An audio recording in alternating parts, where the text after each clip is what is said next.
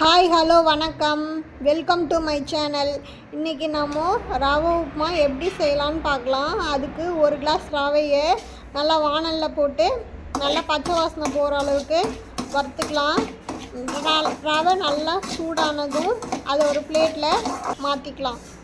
இப்போது வாணல் வச்சு 2 கரண்டி எண்ணெய் ஊற்றிக்கலாம். எண்ணெய் காஞ்சதும் கடுகு போட்டு கடுகு நல்லா பொரிய வச்சுக்கலாம். பொரிஞ்ச பிறகு கடலைப்பருப்பு, உளுத்தம்பருப்பு, முந்திரி, பச்சை மிளகா எல்லாம் போட்டு நல்லா வறுத்துக்கலாம்.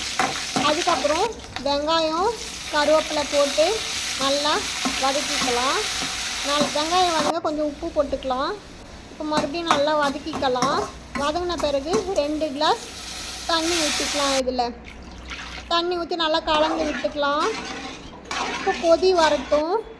நல்லா கொதி வந்த பிறகு ரவையை கொஞ்சம் கொஞ்சமாக போட்டு கிளறி விட்டுக்கலாம். நல்லா கிளறி விடுங்க, கட்டி இல்லாமல் கிளறிக்கணும். நல்லா கிளறின பிறகு ஒரு மூடி போட்டு மூடி வச்சுக்கலாம். இப்போ திறந்து பார்க்கலாம். இப்போ பார்த்திங்கன்னா கொஞ்சம் நல்லா ரவை வெந்திருக்கு. மறுபடியும் இப்போது மூடி போட்டு வேக வச்சுக்கலாம். இப்போ பார்த்திங்கன்னா நல்லா வெந்திருக்கு.